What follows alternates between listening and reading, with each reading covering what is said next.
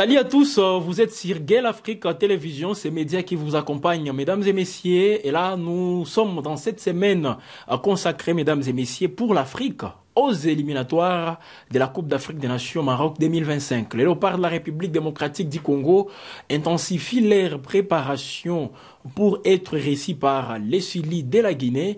Et bien, mesdames et messieurs, en Côte d'Ivoire où ils séjournent, ce sont des soirées justement où on voit les léopards entrer dès s'entraîner. Il y a un terrain qui a été réservé pour l'équipe nationale de la République démocratique du Congo pour préparer comme il faut dans les très bonnes conditions cette rencontre face à la Guinée. Et voilà donc aujourd'hui, comme nous sommes vendredi, au-delà justement d'autres aspects liés à la veille du match, entre autres la conférence des presses des entraîneurs, des sélectionneurs justement, c'est lui de la Guinée, Conakry, les Français Michel Dussillet, il y a aussi les Français, voilà, pour le compte de la République démocratique du Congo, Sébastien Desabre, qui sera devant les journalistes pour répondre aux questions qui cadre avec cette rencontre, mais également l'état d'esprit dans lequel se trouve l'équipe nationale de la République démocratique du Congo. Et après cette soirée, mesdames et messieurs, les léopards de la République démocratique du Congo vont aussi, ils vont faire la reconnaissance, maintenant, reconnaissance officielle, de leur DG qui va justement abriter cette rencontre.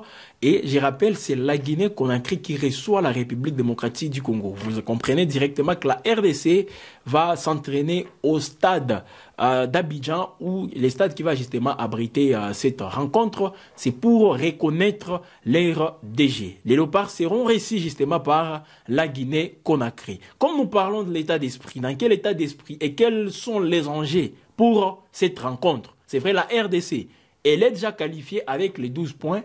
Même si elle perd face à la Guinée, elle va rester toujours à la première place. Mais mesdames et messieurs, comme vous le savez, la Guinée compte aussi gagner cette rencontre pour compter, pour avoir directement 9 points sur 15, 9 sur 15. La RDC a 12 points sur 12. Voilà donc l'enjeu principal d'abord. Parce que la RDC, si elle perd, je rappelle, contre la Guinée, elle ne va pas perdre sa première place. Mais ça va permettre à la Guinée de conserver la deuxième place tout juste derrière la République démocratique du Congo. En face, ou disons après, à la troisième place, nous avons la Tanzanie. La Tanzanie qui va recevoir, disons, qui sera reçue par l'Éthiopie. La Tanzanie a besoin aussi des points. Et si elle gagne l'Éthiopie, la Tanzanie aura directement 7 points. Et là, elle sera derrière la Guinée. Et pour les matchs final, où disons les matchs qui sont considérés comme les va-tout justement pour ces éliminatoires dans le groupe H, c'est les matchs qui va voir la Tanzanie accueillir la Guinée au stade Benjamin Mkapa de Dar es Salaam. Ça sera donc les matchs qui sera considéré comme la finale si justement les deux pays arrivent à gagner. Mais il y a aussi une autre possibilité que la RDC fasse un nul contre la Guinée, et là ça sera un mauvais calcul, une mauvaise opération pour la Guinée, parce que directement elle aura ne serait-ce que 7 points au lieu de 9. Et là, ça sera une pression supplémentaire avec les Tanzaniens qui sont tout juste derrière. Voilà, mesdames et messieurs, ce que ça représente. Et déjà, pour la République démocratique du Congo, c'est aussi, il y a 3 choses qui entrent en jeu.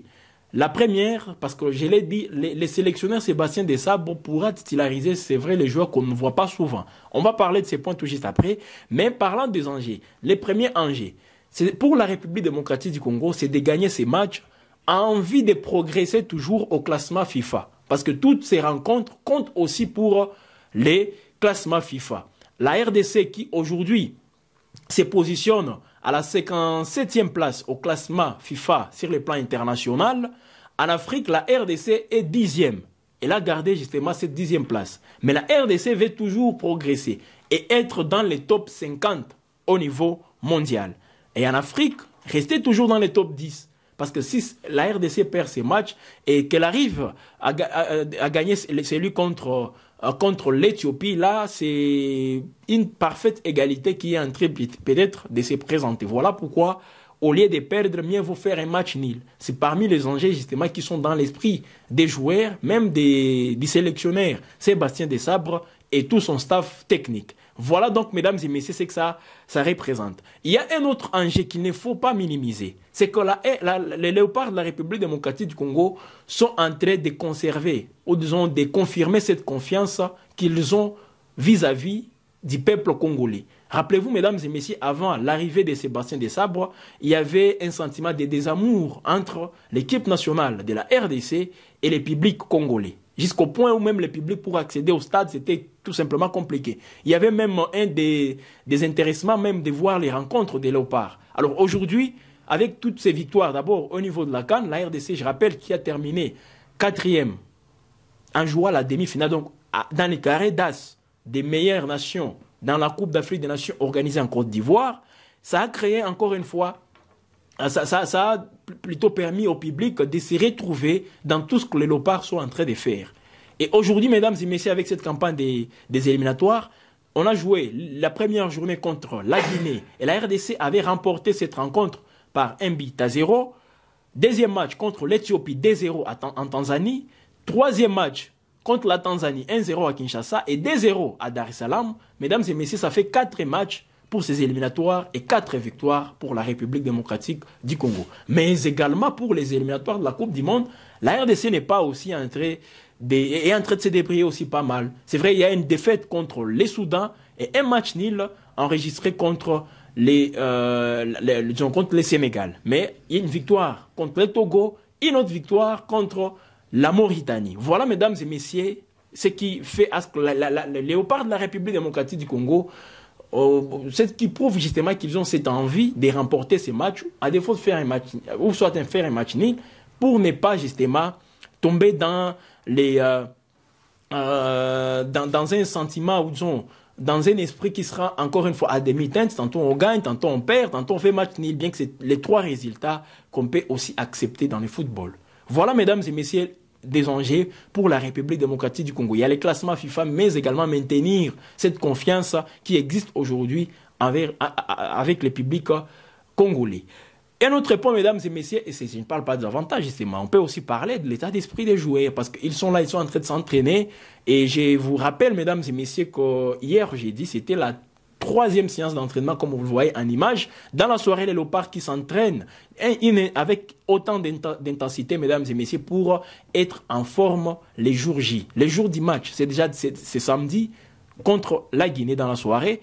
Et la Guinée, je vous rappelle, elle a une pression. Elle va aborder cette rencontre avec une pression. Avantage pour la République démocratique du Congo. Et pourtant, ça n'arrive pas tous les jours que la RDC aborde la 5e journée d'une éliminatoire, d'une campagne d'élimination, en ayant justement le maximum des points, en étant déjà qualifié. Ça n'arrive pas tous les jours. Alors il faut en profiter et essayer un peu de nous montrer d'autres joueurs. C'est ça aussi l'enjeu. Le public veut découvrir d'autres joueurs.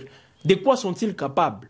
On les appelle justement, mais on ne les voit pas tous en train de jouer. Et là, les sélectionneurs de Sébastien Desabre a rassuré, il ne va pas faire tourner dans tous les compartiments. Il y a la défense, d'abord dans les perches, les gardiens, la défense, la ligne médiane, mais également la ligne d'attaque. Alors, dans tous ces compartiments, c'est pas à dire qu'il va tourner.